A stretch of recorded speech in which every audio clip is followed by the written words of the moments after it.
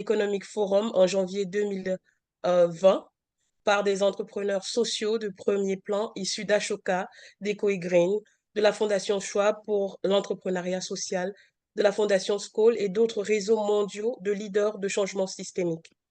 L'objectif de Catalyst 2030 est d'accélérer le progrès vers la réalisation des objectifs de développement durable des Nations Unies en transformant radicalement le secteur social pour soutenir et conduire le changement des systèmes au niveau régionaux et nationaux.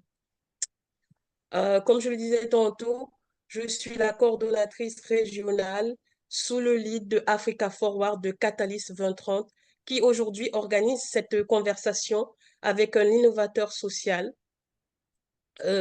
Africa Forward compte en son sein 28 pays de l'Afrique subsaharienne ainsi que plus de 700 membres.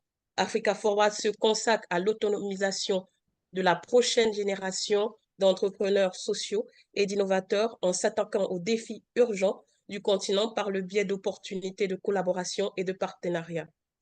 Africa Forward a été créé pour encourager la mise en place d'un domaine d'innovation sociale autonome qui contribue de manière significative au développement de l'Afrique, en promouvant la reconnaissance et l'importance de l'innovation sociale, en assurant la viabilité financière et en favorisant la création d'emplois pour la jeunesse africaine. Africa Forward cherche à transformer l'écosystème social en une puissante force de changement positif. Cet atelier aujourd'hui porte sur le thème d'autonomiser la prochaine génération grâce à la transformation numérique en Afrique francophone.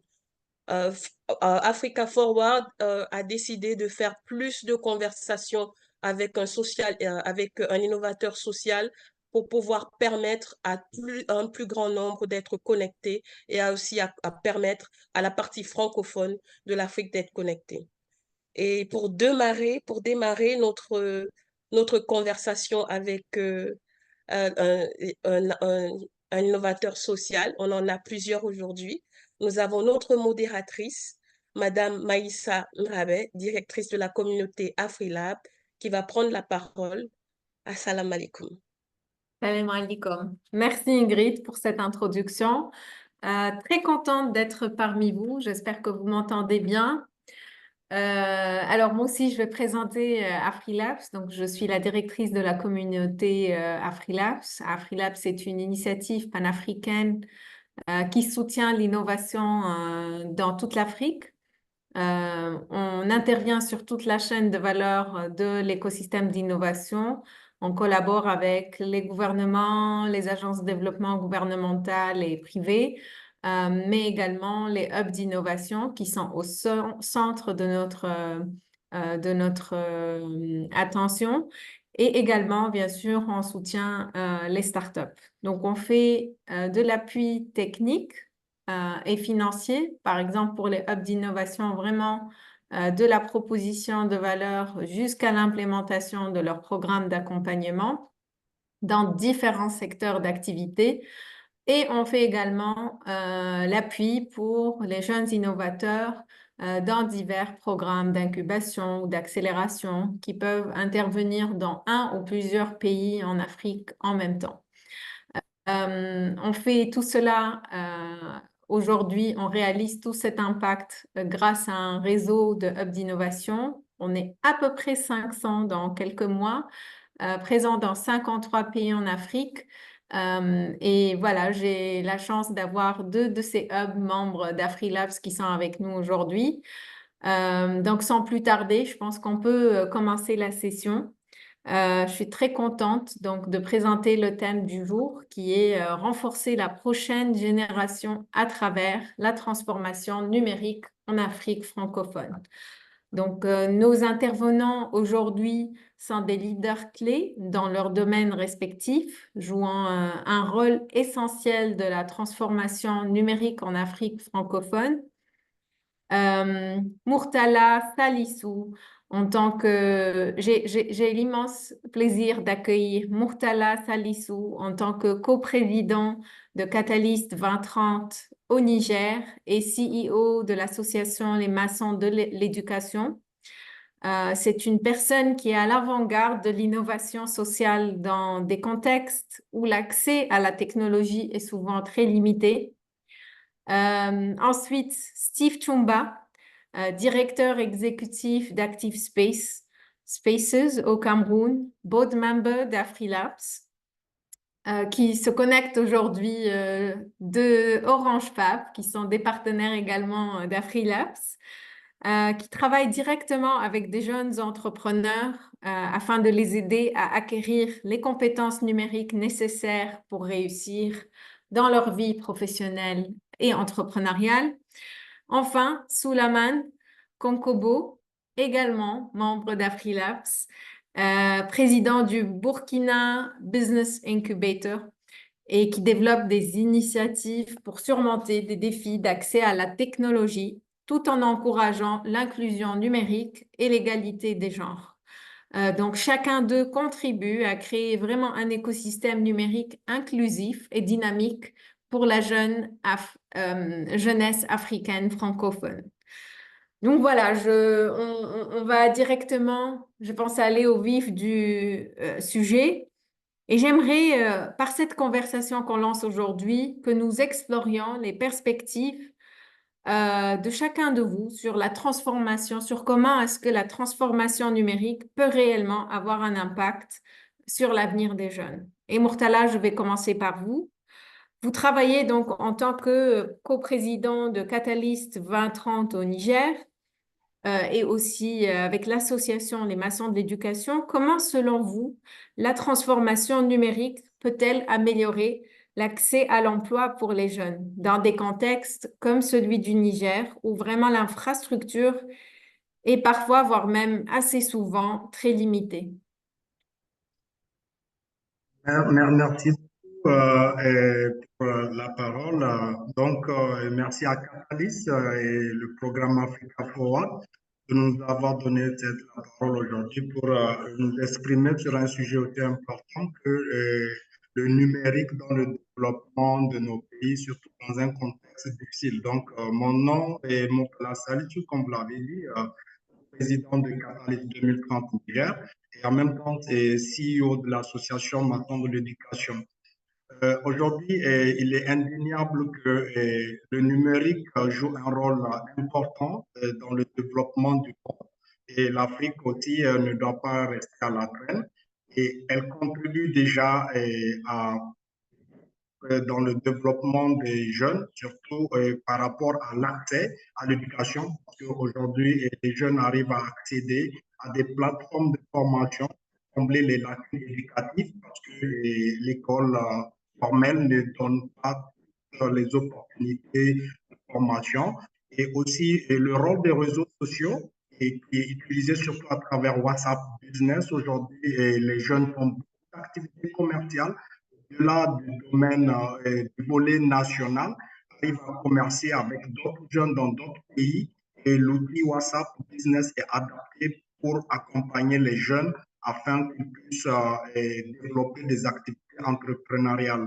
Et l'utilisation des applications mobiles aussi permet de renforcer l'employabilité parce qu'aujourd'hui, nous avons des plateformes de recrutement en ligne donc, qui offrent des outils via WhatsApp et d'autres plateformes numériques afin d'accéder en temps réel à toutes les offres d'emploi. Et sur le plan national, si je peux citer Niger, on peut parler de Niger Emploi, donc qui utilise le réseau WhatsApp pour publier en temps réel les offres d'emploi des secteurs privés, publics et parapublics. Et en ce sens, il y a des difficultés parce que vous le savez, et les infrastructures, quand on parle du numérique, on parle d'infrastructures et on parle d'énergie. Dans nos pays francophones, surtout le cas du Niger que je maîtrise, donc déjà l'accès à l'énergie est un problème crucial, où le manque de connectivité dans ce secteur et aussi l'accès même à Internet dans certains endroits est même un luxe, quelque chose qui ne devrait pas être un luxe parce qu'aujourd'hui, je pense que Internet, l'accès à Internet devrait être inscrit au droit universel pour l'éducation, puisque Internet aujourd'hui contribue au développement mondial. permet aux jeunes non seulement de réseauter, d'apprendre des uns et des autres, mais de partager des opportunités, d'expérience et de collaborer sur des projets. Donc, en ce qui concerne le Niger, nous pensons que l'État a fait beaucoup pour essayer d'améliorer et de résoudre ce gap à travers les PVI, les projets de village intelligents, donc qui sont dotés de pics solaires, donc qui sont placés un peu partout dans le pays, dans les secteurs un peu reculés, avec des outils, des matériels informatiques qui donnent accès aux jeunes non seulement à Internet, mais aussi à l'outil informatique. Parce qu'aujourd'hui, quand on ne peut pas de l'Internet, sans aussi avoir une certaine compétence en termes de l'utilisation des outils informatiques. Et à Niamey, et un peu non loin de Niamey, il y a un centre créé avec nous travaillons qui s'appelle Code Local. Donc, c'est un peu en langue locale. Donc, local, ça veut dire l'école, mais NACODE, ça veut dire la codification. Donc, ce centre permet aussi de permettre aux jeunes de bas âge d'apprendre le langage numérique, la codification, afin de se préparer aux opportunités éventuelles. Aujourd'hui, le monde est pris par l'avènement de l'intelligence artificielle et c'est très en avance. Et l'Afrique, je pense que jusque-là, on n'a pas encore démarré notre modèle en termes de développement de l'IA adapté à nos besoins réels en termes de développement de l'éducation, de l'agriculture, un certain nombre de secteurs. Merci, merci Murtala. Il est vraiment fascinant de voir comment vous adoptez en fait et vous adaptez des solutions aux défis locaux. Steve, Je suis là. bonjour, tu es là. Alors, j'aimerais beaucoup en savoir un peu plus du côté du Cameroun. Donc, vous tenez de nombreux jeunes entrepreneurs à Active Spaces. Quelles compétences numériques clés aujourd'hui les jeunes doivent acquérir pour être compétitifs en Afrique francophone et dans toute l'Afrique en fait? Hmm. Euh, alors, vraiment, merci beaucoup pour la question. Je pense que c'est une question assez intéressante. Euh, moi, je ne pense pas. Au jour d'aujourd'hui, on a beaucoup d'offres sur des différentes compétences technologiques, que ce soit du full stack developer, que ce soit des front-end, back-end, que ce soit aujourd'hui sur les sujets d'intelligence artificielle. Il y a beaucoup d'offres qui sont mises sur la table. Au Cameroun, il y a beaucoup de collèges, beaucoup d'instituts, beaucoup de hubs d'innovation qui offrent des compétences. Et je pense que la jeunesse aujourd'hui au Cameroun, je pense que c'est peut-être la vérité dans d'autres pays aussi africains, c'est que la plus grosse problématique, ce n'est pas ces compétences techniques ou technologiques là. Moi, je pense qu'il y a plutôt, parce que pour développer, pour coder, on a vu dans le passé beaucoup de boîtes européennes, américaines qui viennent chercher de la compétence en Afrique. On a vu les boîtes comme Andela se développer à partir du Nigeria en vendant la compétence technique africaine au reste du monde. De ce que moi j'observe, je dirais tout plutôt que ce n'est pas les problématiques ou en tout cas les skills techniques qu'il nous faut, qu'il nous manque. Ce qui nous manque, et je pense que c'est très primordial, c'est des soft skills. Et ça, je ne trouve pas beaucoup nos universités travailler dessus parce qu'au final, quand vous allez être basé à Douala ou à Bafoussam ou à, je sais pas, ou à Niamey et que vous allez être en train de travailler pour une boîte aux États-Unis, il faut qu'il y ait ce genre de soft skills, des soft skills de communication, pouvoir s'exprimer, voilà, pouvoir clairement exprimer un besoin, etc., etc. Moi, je pense que c'est plutôt là où je mettrais beaucoup de l'accent parce que les technologies là, ça change. Ça évolue. Les technologies qui sont, je peux vous dire que voilà, il faut aller apprendre ça aujourd'hui. Demain, ça change. Oups, on a une nouvelle technologie. Il faut. Et ça, les gens qui sont tech, ils s'adaptent. Quand vous avez commencé par une technologie, vous évoluez, OK? L'idée vraiment, c'est d'avoir cette ouverture d'esprit, cette capacité de vouloir apprendre,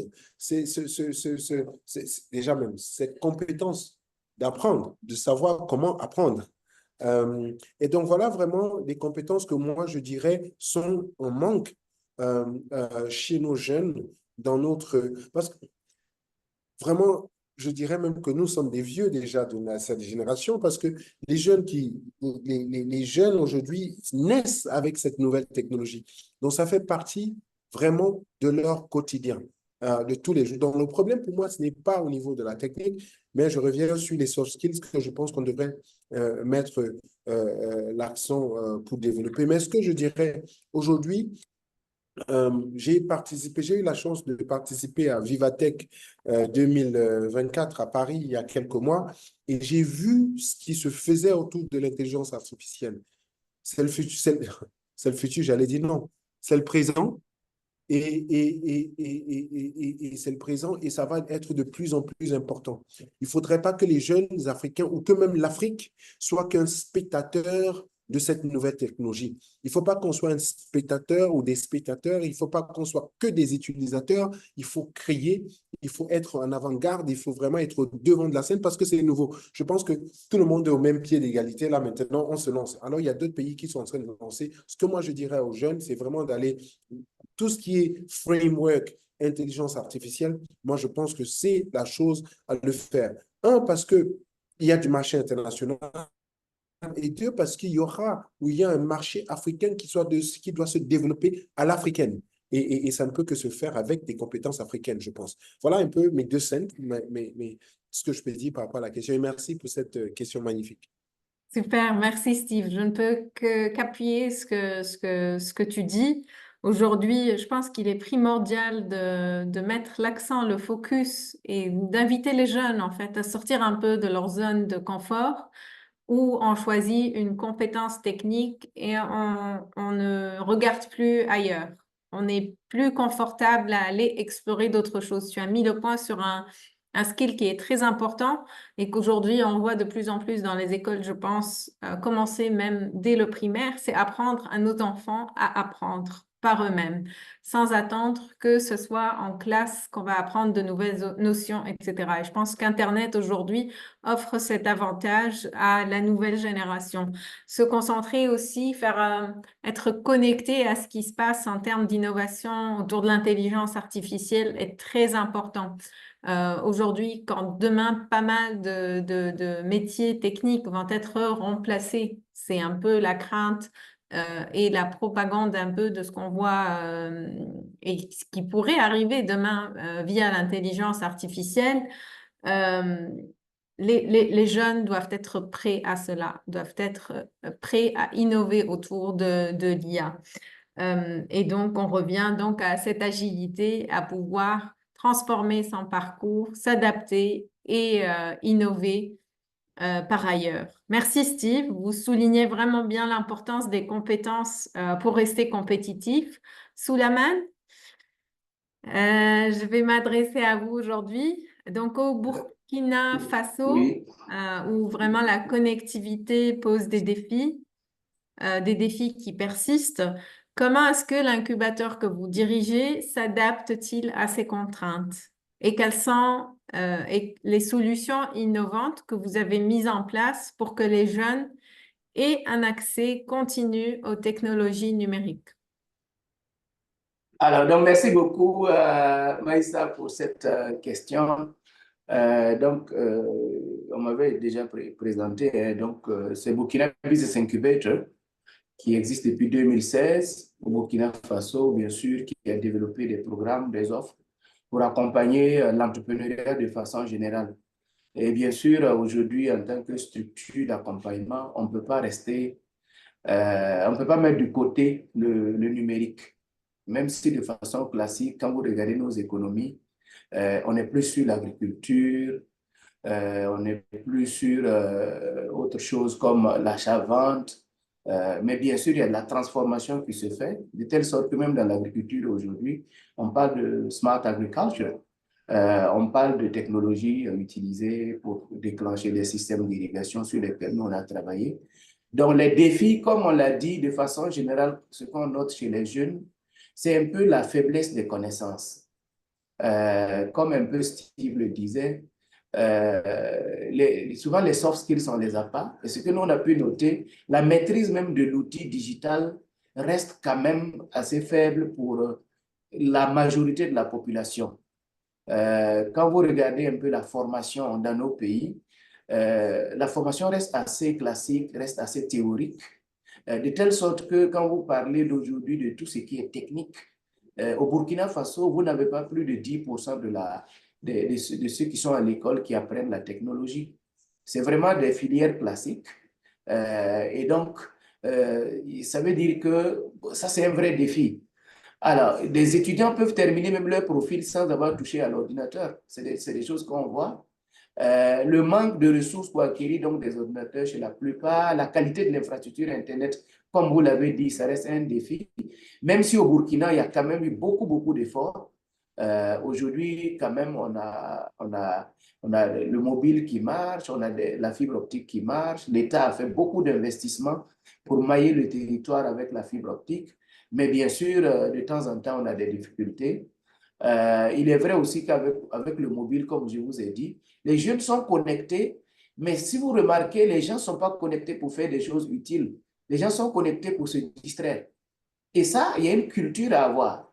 Parce que les gens qui l'ont créé l'utilisent pour se faire de l'argent, pour faire améliorer leurs conditions de vie. Mais quand vous regardez sur TikTok, vous regardez sur Facebook, nos jeunes sont plutôt à la distraction. Donc, ça aussi, c'est une culture à avoir. Alors, le manque de financement, bien sûr, pour les projets numériques. Aujourd'hui, par exemple, au niveau de notre incubateur, vous avez beaucoup de projets développés. Mais après, comment on passe à l'échelle, comment même on commence à produire, on n'a pas de financement. Il n'y a pas de financement. Bien sûr, la demande aussi de solutions digitales, il faut le souligner. De bonnes solutions sont souvent conçues, mais le marché n'est même pas demandeur. C'est des solutions qui marchent ici que les gens sont obligés d'aller vendre ailleurs. Parce que vous avez aussi une structure de l'économie. Qu'est-ce que vous avez comme entreprise chez nous? C'est des PME qui n'ont pas de ressources. C'est l'achat-vente. Tout le monde sait que chez nous, c'est des commerçants qui ne sont pas portés vers l'innovation. Lorsque vous les approchez avec des solutions innovantes, les gens ne sont pas prêts. Donc, cet environnement aussi est très difficile. Ce que nous, on fait chez nous, de façon générale, on a mis en place donc des espaces de coworking space au niveau de BBI. On dit aux gens, venez travailler. On a par exemple mis en place récemment un Fab Lab qui est assez modeste en partenariat avec Technoport, qui est un partenaire luxembourgeois. Et récemment, on a organisé des formations sur l'IA, sur l'IoT, Internet des objets. On a organisé des formations gratuites sur la blockchain, sur même la bourse, pour vraiment participer à sensibiliser tout le monde, à se dire, mais il y a de l'argent à prendre quelque part. Souvent, on est vraiment resté en rade. Et moi, je rappelle souvent aux gens que, est-ce que vous savez qu'on est à la 4e révolution industrielle? Il y a beaucoup qui ne savent pas qu'on est à la 4e révolution industrielle. Moi, je me rappelle, j'ai fait un travail aux Nations Unies à New York, et puis on me disait de faire un travail sur la préparation des pays comme les nôtres pour la 4e révolution industrielle. Quand j'ai commencé à travailler, mon patron m'a dit, mais, qui était nigérien, hein, qui m'a dit, mais est-ce que tu es sûr qu'on a dépassé la 2e révolution industrielle? Parce que chez nous, on n'a même pas l'électricité. Et c'était un Nigérien qui me disait ça. Effectivement, quand j'ai réfléchi, parce que la 2e révolution industrielle, c'était l'énergie. Et donc, pour dire qu'on a des difficultés même d'accès à l'énergie. Dans certains pays, vous n'avez pas plus de 3 heures, 4 heures d'énergie par jour. Donc, il y a vraiment des efforts à faire. Peut-être l'autre exemple que je pourrais citer, j'ai été assez long. Donc, on a ce projet-là avec le Luxembourg qu'on essaie de mettre en œuvre. Pour 3 ans, on doit pouvoir arriver à 45 entreprises basées sur le numérique, dans l'agriculture, dans l'ingénierie, dans l'environnement, dans le recyclage. Donc, on est quand même en train d'avoir beaucoup de choses. Bien sûr, tout ça, on est dans un écosystème au Burkina qui évolue beaucoup. Nous, on est dans une fêtière des incubateurs où on est autour de 20. Je vois les actions, par exemple, d'Orange Fab que vous avez citées. Je vois certains qui sont là comme Mana. Donc, il y a quand même beaucoup de choses qui se font. Et je crois que, bon, on essaie aussi en tant que BPI de faire ce qu'on peut avec nos ressources qui restent limitées. Mais le numérique, il n'y a pas d'alternative. Si on ne le fait pas, c'est comme quand on a commencé à critiquer la mondialisation il y a 20 ans. On dit, ah, la mondialisation, c'est pas bon pour nos pays. Mais après, je crois qu'il n'y a pas quelqu'un qui a dit que c'est bon, allons-y. Chacun est parti. Et on essaie d'exploiter tout ce qu'il y a, de bon comme de mauvais. Voilà. Donc, en gros, c'est ce que je pense par rapport à la première question. Merci, Merci, Maïssa. Souleymane. Je crois que Voilà. tu as été à la deuxième, troisième et quatrième question même.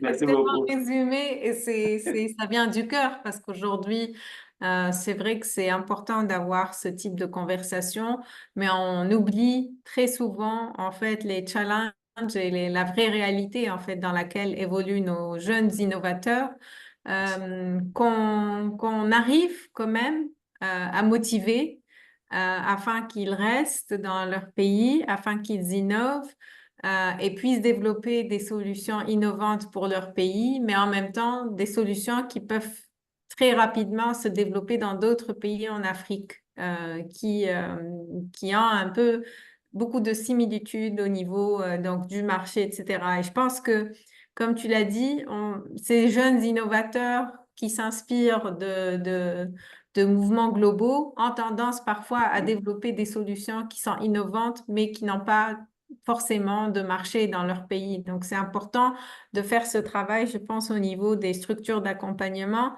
afin que ces solutions puissent d'abord répondre à des besoins et des problématiques locales, avant même d'ajouter cette couche d'innovation qui va pouvoir les aider à se développer dans d'autres pays. Merci beaucoup, Souleymane. Moi, je voulais qu'on attaque un peu la partie dans les projets spécifiques. Et je pense, Souleymane, toi, tu as déjà évoqué ce point-ci.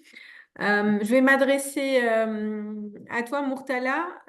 Donc aujourd'hui, quelles sont les stratégies que vous avez mises en place au Niger pour surmonter un peu ces barrières à l'accès aux technologies numériques, notamment pour les jeunes des zones rurales ou marginalisées? Est-ce que vous avez des actions en particulier qui s'adressent à cette population? Merci pour cette question. Déjà, pour rappel, à Catalyst Niger, nous avons trois objectifs fondamentaux. Donc, le premier objectif d'abord, c'est les nouvelles technologies. Et le deuxième, l'éducation. Et le troisième objectif, c'est l'entrepreneuriat. Donc, quand vous faites le lien de ces trois, et ça répond et aux objectifs dont nous aimerons atteindre. Donc, en ce qui concerne nos initiatives, et déjà, et dans un premier temps, surtout avec Maison de l'éducation, nous avons pensé que donner l'accès aux jeunes à un certain nombre de formations qui leur permettent de prendre conscience de leur environnement et des opportunités qui s'offrent à eux et surtout l'accès à la technologie et comment l'utiliser et pour atteindre des objectifs personnels et des objectifs professionnels et en même temps des objectifs sur le plan entrepreneurial. Donc, en ce sens, déjà, nous sommes en collaboration avec Mentors Business Community, avec Maison de l'éducation. Et on a déjà fait un premier pas en Zambie, donc où on a formé à peu près 600 jeunes. Donc, on est en train de voir comment implémenter la même formation au Niger afin d'atteindre un nombre conséquent de jeunes qui vont avoir accès à des informations utiles en ce qui concerne l'entrepreneuriat et la technologie. Et comme je vous l'ai dit si tôt aussi, il y a les PVI, les projets villages intelligents. Donc, l'État a mis en place que nous accompagnons à travers la formation et à travers les opportunités que Internet et les nouvelles technologies offrent à la jeunesse. Il y a aussi WAXI, dont nous travaillons en collaboration, le West African Civic Society Institute, donc offre beaucoup de formations CA. Donc, nous essayons diriger ces jeunes à travers des sensibilisations pour qu'ils puissent profiter de ces formations qui sont gratuites et avec des experts au niveau continental et qui développent des idées innovantes qui contextualisent avec nos réalités, qui répondent justement aux besoins réels de nos populations en termes de développement et en termes surtout de l'agriculture, parce qu'aujourd'hui, l'agriculture et la technologie sont liées. Donc, et aujourd'hui, quand vous regardez nos populations rurales, quand vous regardez nos populations rurales aujourd'hui, elles sont les plus touchées. Vous m'entendez? Allez-y, oui, vous en- Oui, beaucoup mieux. OK. Donc, au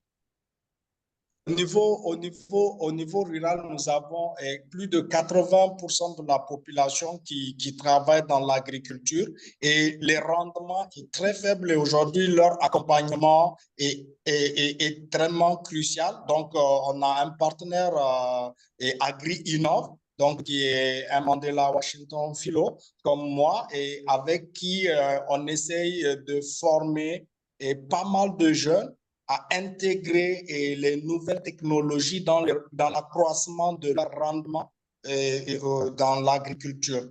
Donc, mais il y a des barrières aussi qui sont très compliquées comme les barrières les barrières de langage.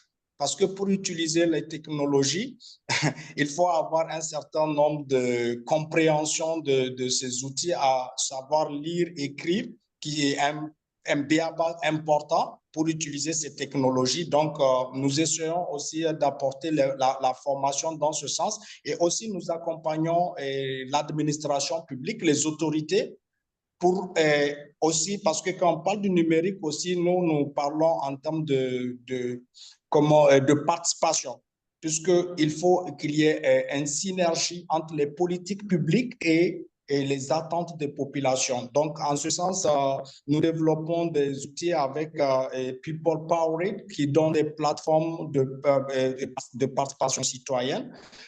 Donc, on travaille avec les collectivités pour qu'ils puissent utiliser eux aussi ces nouvelles technologies afin de mieux comprendre les attentes de ces jeunes et aligner les politiques publiques avec ces attentes tout en utilisant le numérique.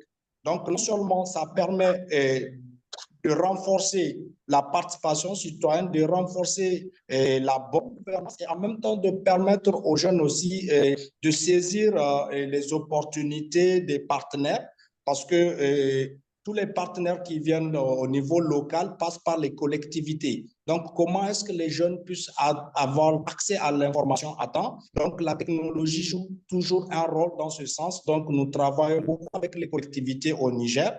Et récemment, en 2022, nous avons travaillé avec l'ambassade des États-Unis pour former les collectivités de 3 régions du Niger afin de leur permettre de mieux comprendre l'utilisation de ces outils et comment faire une participation citoyenne avec la technologie et intégrer les attentes de ces jeunes dans les politiques publiques, dans les offres des services publics et surtout axé sur la technologie. Donc, c'est très important pour nous de travailler sur ces 2 volets parce qu'elles se complètent. Donc, la population, les autorités, les politiques publiques, la participation à travers le numérique. Tout à fait. Je ne peux qu'adhérer et bravo pour tout ce que vous faites. C'est inspirant parce que voilà, vous vous adressez un peu à tous les stakeholders, pas qu'à une population qui peut accéder éventuellement à ces innovations et à ces technologies, mais vous le faites vraiment pour tout le monde afin que ce soit inclusif et que ça amène d'autres personnes à rejoindre le mouvement demain. Bravo. Steve, ma prochaine question est pour toi. Oui, J'aimerais ok. beaucoup que tu nous partages en fait un exemple aujourd'hui un peu du travail que vous faites au niveau de l'incubateur ou même en collaboration avec Orange Fab Un exemple où l'utilisation des technologies numériques a permis à un jeune entrepreneur ou à une communauté de surmonter des défis spécifiques au Cameroun. Et Dieu seul sait, il y en a, je pense. Tous les Oui, pays, on a pas mal de... il y a pas, et si tu me permets 2 minutes avant peut-être de répondre à cette question, j'aimerais toucher un peu, c'est vrai, la question qui a été soulevée tout à l'heure par rapport au challenge qu'on peut avoir effectivement quand on veut développer l'écosystème du numérique dans nos pays. Oui, il y a des questions d'énergie, mais ce que j'ai envie de dire par rapport à ça, c'est que ça ne devrait pas être des facteurs limitants parce qu'aujourd'hui, il y a des solutions. C'est vrai que il n'y a pas, comment on appelle ça, le national grid. C'est vrai que nos réseaux nationaux ne sont pas fournis et que parfois les grandes villes sont couvertes, les zones, la zone rurale pas autant. Mais il y a des solutions aujourd'hui et puis des solutions africaines qui capitalisent sur comment on appelle ça, sur l'énergie renouvelable, les énergies renouvelables, le solaire et tout ça, sachant qu'on a effectivement beaucoup de solaire en Afrique. Par rapport à ça, moi, j'aimerais parler d'un projet qu'on a ici à ActiSpaces qui s'appelle le Mobile Maker Space. Parce qu'effectivement, quand on parle de développement, je me rappelle d'une phrase d'un des premiers ministres de l'Angleterre qui disait que, et alors, à l'époque, il parlait de l'éducation, no one should be left behind. On ne doit laisser personne derrière. Donc, et les mêmes thématiques se développent, ou bien en tout cas, les mêmes concepts se développent quand on parle de nouvelles technologies. On ne doit laisser personne derrière. Donc, autant nos capitales sont connectées, autant il y a l'accès à Internet dans nos capitales, on doit aussi penser à ce qui se passe dans l'arrière du pays. Et j'adore ce que le Niger fait d'ailleurs tout à l'heure avec les offres d'emploi distribuées dans le réseau WhatsApp, parce qu'effectivement, on veut toucher tout le monde dans le pays. Alors, nous, on a le Mobile Maker Space. C'est un conteneur de 40 pieds que nous avons aménagé et que nous avons mis sur un tracteur et équipé de toutes les nouvelles technologies, des ordinateurs, des imprimantes 3D, des imprimantes laser, de la réalité virtuelle. Et donc, on va faire on fait même de la sérigraphie, du textile. Et l'idée, c'est de prendre ce conteneur et d'amener partout dans le Cameroun, d'amener dans les villages qui ne sont pas connectés. Et par exemple, là, se connecter et ce conteneur est alimenté par du solaire. Vous voyez, alimenté par du solaire, l'idée effectivement étant de pouvoir apporter la technologie à tout, à Oui. tout, à tout le pays. Maintenant, pour revenir vraiment il y a tellement d'exemples que je ne peux pas citer, mais une des choses que je dis, hein, j'étais récemment à une conférence à Paris, à Mbo à Paris, c'est une conférence autour de la diaspora camerounaise ou africaine entrepreneuriale qui veut voilà, se lancer. Moi j'ai rencontré une vingtaine de jeunes Camerounais qui aujourd'hui travaillaient pour Google, pour Microsoft, et qui venaient me voir, qui me dit bonjour Steve, et qui me disait ouais, mais tu vas peut-être pas te souvenir de moi, mais bon, j'étais tout petit quand je venais à ActiSpaces pour toucher aux ordinateurs, pour apprendre un peu ce que c'est que ce monde au final de l'innovation et de la technologie. L'impact que la technologie a sur les vies en Afrique, au Cameroun en tout cas, c'est immense. Je ne suis pas en train de dire que oui, c'est toujours bien que oui, on va se déplacer pour aller travailler pour Google à Paris ou je ne sais pas où, mais on va toujours aller travailler quelque part. Mais c'est juste pour démontrer comment cet outil a pu changer la vie de certaines personnes. Je dis qu'elle a changé pour le meilleur ou pour le pire. Ça, ce n'est pas le débat, mais le débat, c'est l'opportunité que ça ouvre. Hier, dans nos préparations de ce meeting, j'ai pensé à une start-up que j'ai adorée, qui est une des premières start-up de ce pays, qui s'appelait FIM. Et à l'époque, FIM, c'était un entrepreneur qu'on accompagnait qui avait développé une solution de transfert de fichiers sans connexion Internet. Et je pensais à lui et je me dis, voilà comment la technologie, parce qu'à l'époque, effectivement, les données, c'est toujours autant cher aussi des données aujourd'hui, hein. Mais déjà, il y a 7 ans, il y a 8 ans, c'était une vraie question pour nous en Afrique de dire comment est-ce que je transfère une photo, comment est-ce que je transfère un document, comment est-ce que je transfère un document sans connexion Internet. Et FIM l'a fait il y a 7 ans. Et voilà comment un exemple de technologie qui a transformé la vie, non seulement de l'entrepreneur lui-même, mais aussi des personnes dans la vie. Nous sommes sur un projet ici au Cameroun avec ActiSpaces en collaboration avec la GIZ qui va aider les populations à digitaliser un processus de troc. Donc, on a créé dans 4 villages à l'ouest du Cameroun un processus aussi avec une technologie très basique qui est du USSD. Donc, effectivement, et puis, c'est autre chose que je voulais même mentionner. Quand on parle de technologie, il ne faudrait pas seulement qu'on regarde, oh, réalité virtuelle, intelligence artificielle et tout ça. Il y a des cours de USSD qui aident les personnes à faire des transactions mobile money ou je ne sais pas toi, Orange Money. Il y a pas mal de sujets, même USSD. Alors nous, on a créé une solution, en tout cas, on implémente une solution dans l'ouest du Cameroun où les gens sont capables, derrière cette plateforme, de faire du troc, d'échanger du maïs contre je ne sais pas quoi en local. Et donc, du coup, ça crée une sorte de monnaie locale dans ces villages. Et vraiment, des exemples, il y a énormément d'exemples qu'on voit tous les jours, des solutions qui se créent pour améliorer la vie je travaille avec une start-up qui développe une plateforme de paiement pour aider les commerçantes à collecter leurs paiements. Ça aide, ça facilite la vie des gens. Donc vraiment, il y a beaucoup d'exemples que je pouvais citer, mais je vais m'arrêter à ces 2 ou 3 petits exemples. Merci. Super, excellent. Aussi, pour revenir à l'énergie, moi, je me rappelle quand j'ai intégré AfriLabs au début. Et pour ceux qui ne le savent pas, AfriLabs, c'est un réseau donc panafricain on a une présence quasiment dans tous les pays. Et nos headquarters, c'est-à-dire les bureaux de la plupart, d'une bonne partie de l'équipe d'AfriLabs, c'est au Nigeria. Et peut-être beaucoup ne l'imaginent pas, mais le Nigeria a beaucoup de soucis d'énergie aussi. Et sur les 7 unicorns, je pense que tout le monde sait un peu ce que c'est qu'une unicorn. C'est une startup worth qui est évaluée donc à $1 billion.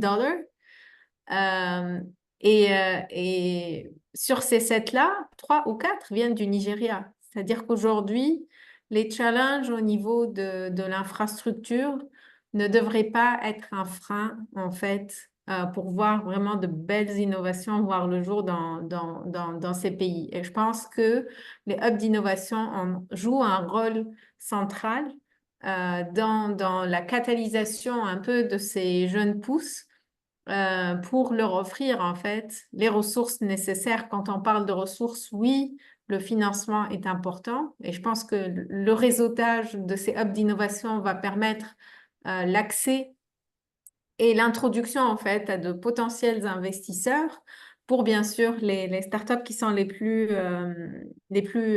prometteuses et les plus innovatrices. Soulaymane, moi je vais revenir vers toi.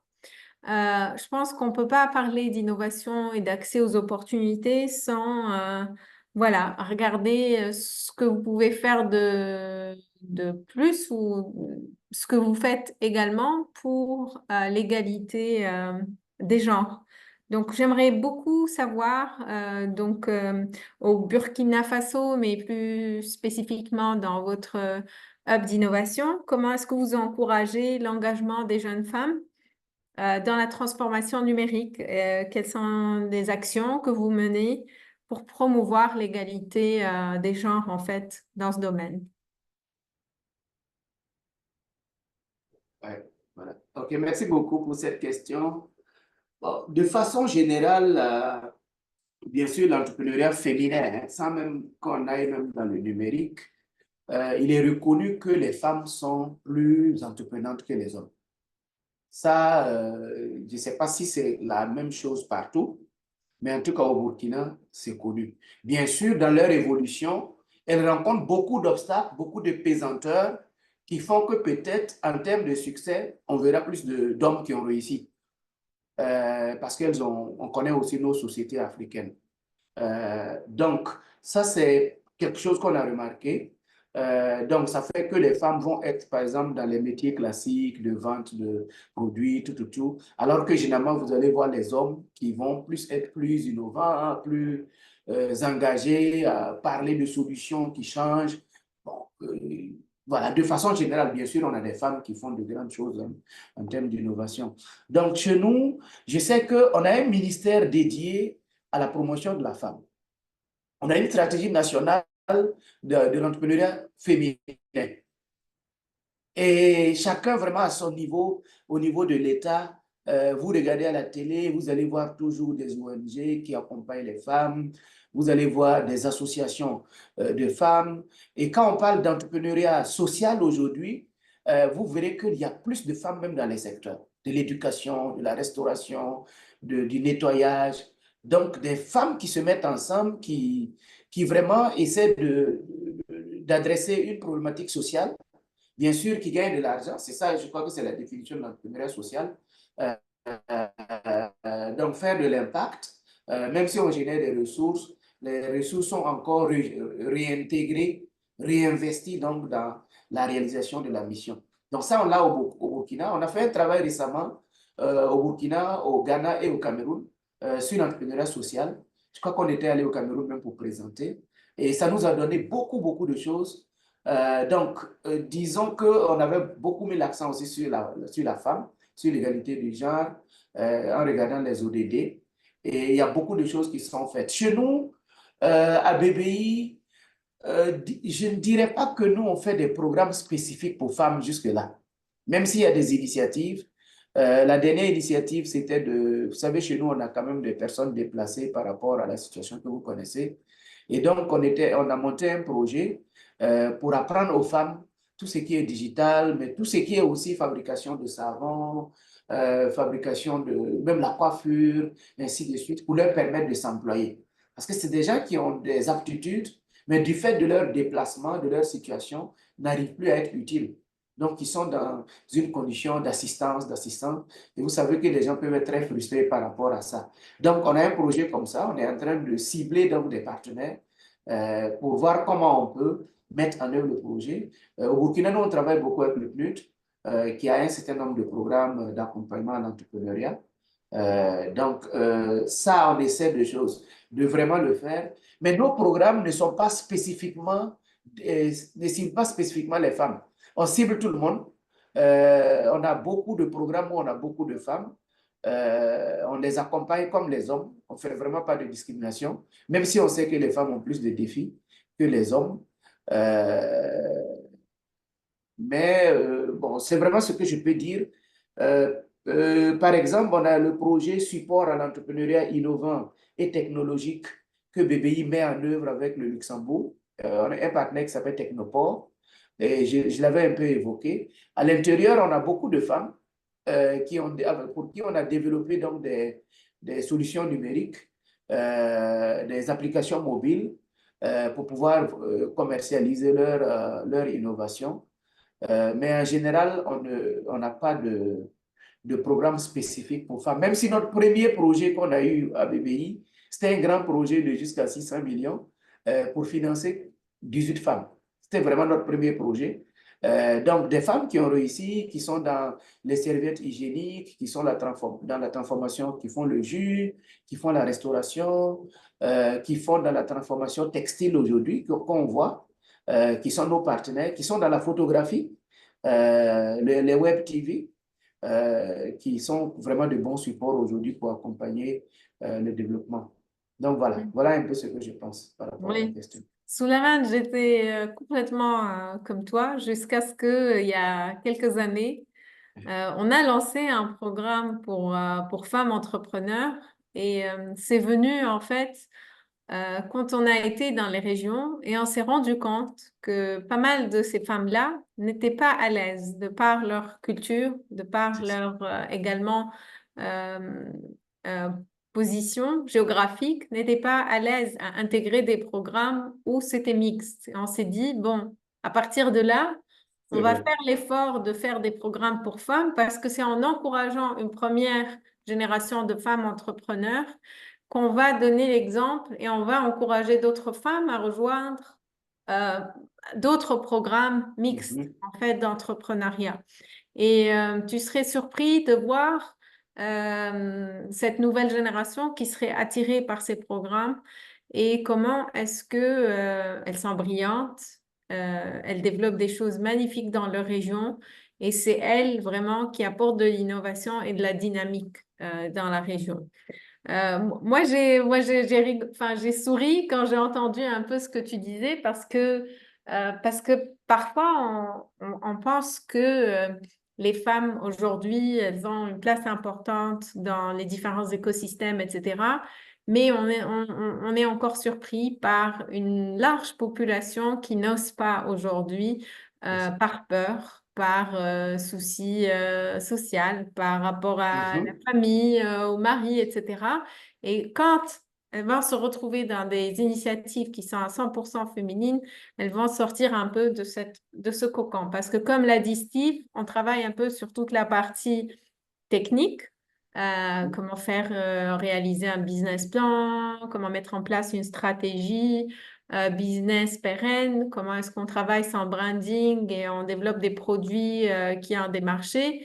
Mais derrière, on travaille beaucoup sur les soft skills aussi, c'est-à-dire qu'on leur donne confiance en elles pour qu'elles développent des choses magnifiques et elles en sont capables. Voilà, je pense que j'ai fini les questions un peu qui s'adressent à chacun de vous et maintenant je vais peut-être poser des questions qui s'adressent aux trois et je vous laisserai prendre la parole pour ceux qui ont quelque chose à apporter.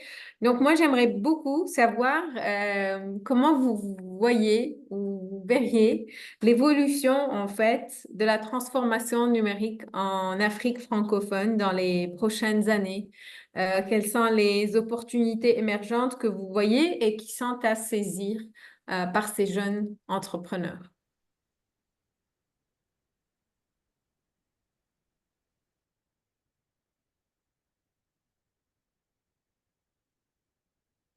Moi, je pourrais me lancer hein, pour dire Oui, que, comme je l'ai dit, l'évolution technologique, j'ai dit qu'on est à la 4e révolution industrielle.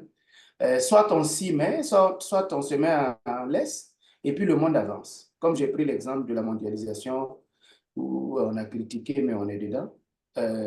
On devient compétitif, et puis on va à la concurrence avec tout le monde. Donc, c'est une tendance qui est irréversible.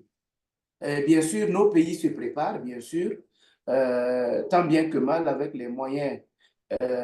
Les moyens ne sont pas les mêmes. On sait aussi en Afrique, les pays qui sont plus avancés en matière de technologie. Donc, les moyens ne sont pas les mêmes, les priorités ne sont pas les mêmes, mais ça doit être une priorité nationale pour tout le monde aujourd'hui. C'est ce que je pense. Et je pense que le contexte va évoluer, les nouvelles solutions vont se faire. On est déjà là, on est dans le numérique. On était dans la photo où on mettait la pellicule et puis on prenait la photo, on partait laver.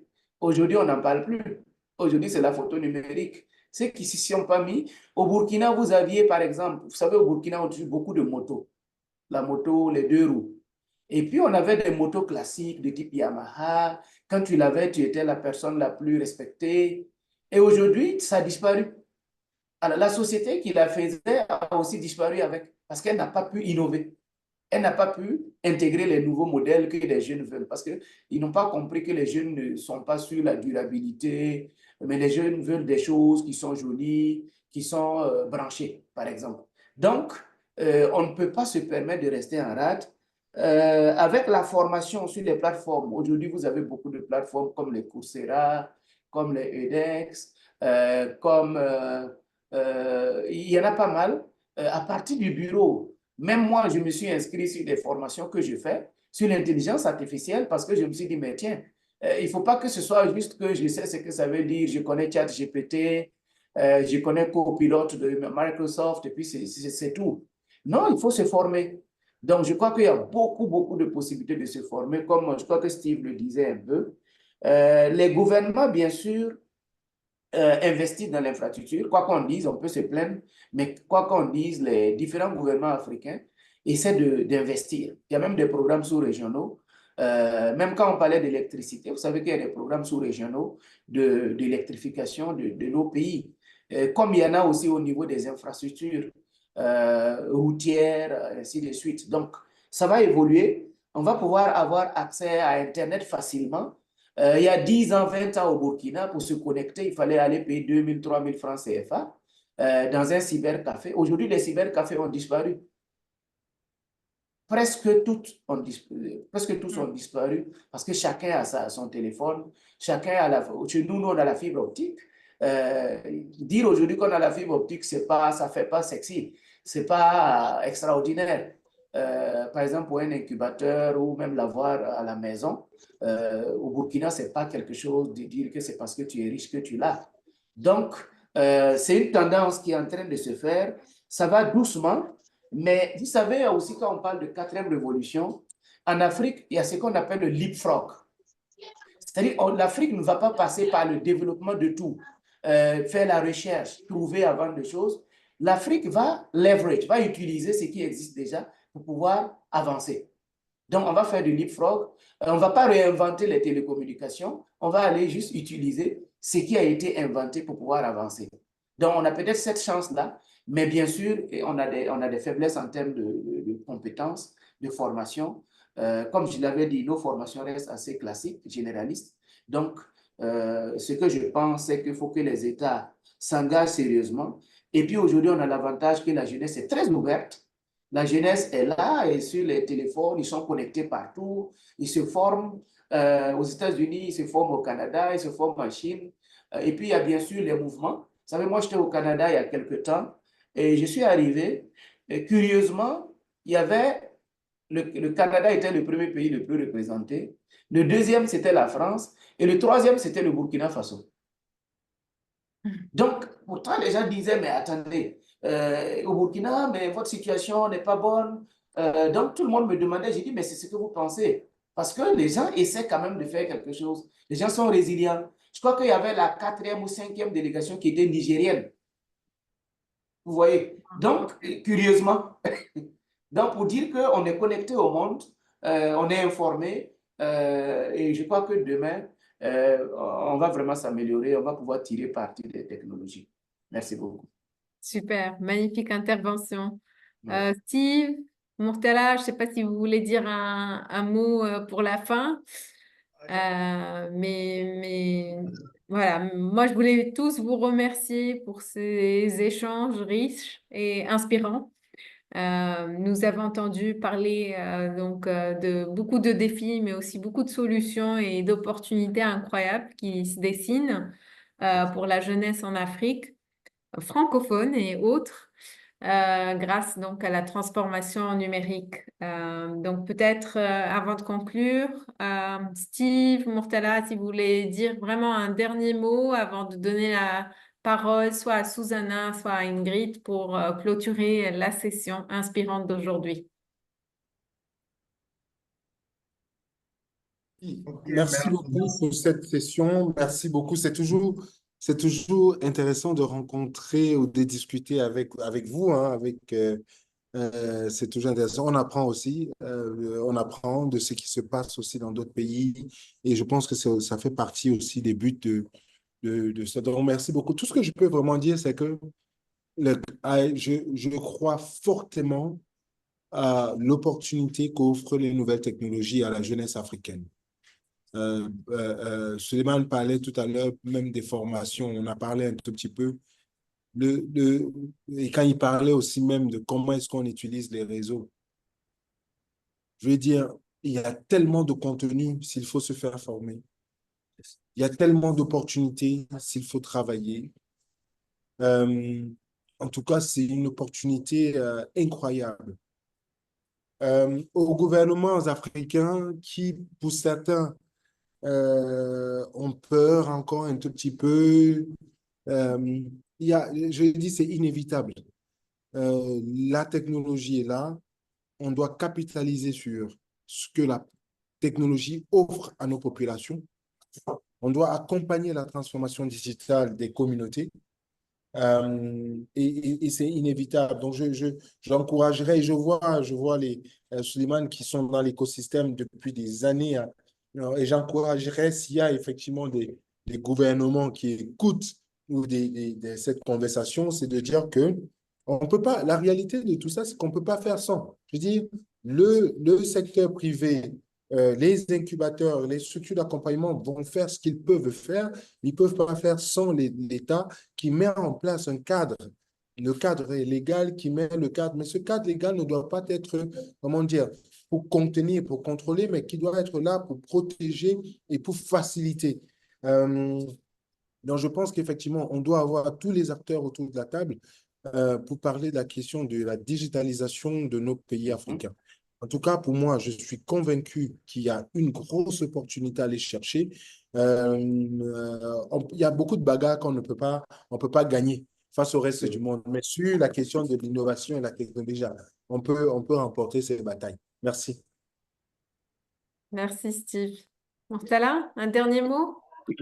Oui, et moi, j'aimerais dire que je suis très confiant. Et il y a un de nos coachs qui disait que la mondialisation est un TGV et l'Afrique est restée au pied.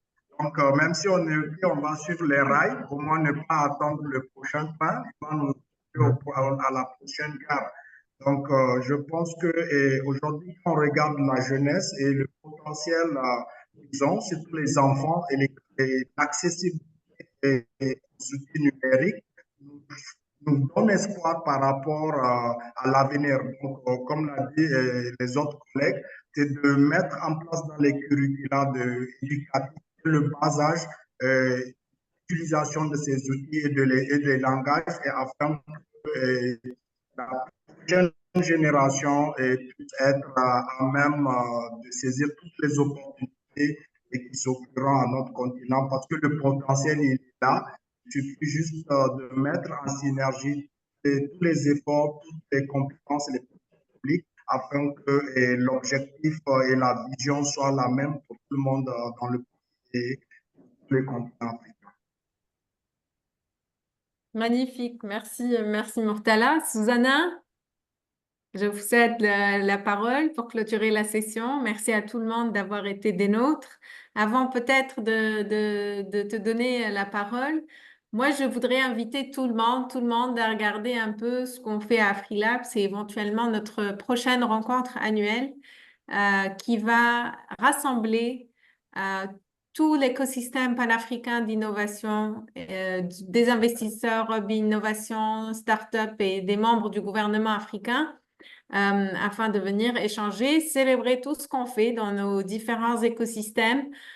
C'est une expérience unique de réseautage et d'opportunités. Donc, Miguel pourra mettre le lien annualgathering.com. Rejoignez-nous, ça nous fera plaisir de vous rencontrer en Afrique du Sud cette année, en novembre, du 6 au 8 novembre. Voilà. À toi, Susanna. Merci, merci Maïssa. Et je pense que Ingrid, vous savez la bonne connexion tout de suite, si vous voulez. Oui, oui, oui, merci beaucoup. Super. Chers panélistes, chers membres de l'audience, la session était vraiment enrichissante. Nous l'avons vécue en direct. Je tiens à remercier chaleureusement nos intervenants qui ont partagé avec nous leurs perspectives uniques et leurs expériences précieuses. Vraiment, votre contribution en provenance du Niger, du Burkina Faso, du Cameroun a véritablement enrichi notre réflexion collective. Les différentes stratégies et points de vue que vous avez présentés nous ouvrent des horizons nouveaux et nous inspirent à envisager des solutions innovantes. Merci à tous d'avoir pris le temps de participer à cette discussion. Votre engagement et vos idées sont essentiels pour avancer notre mission.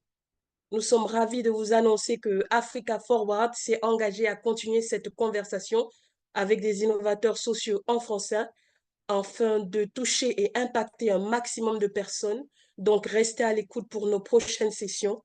Nous avons également le plaisir de vous inviter à notre conversation café qui aura lieu le 1er octobre, où nous aborderons le thème technique d'innovation dans le secteur agricole, stimuler le changement avec un panéliste Abissamba Babi de la coopérative Bara du Mali.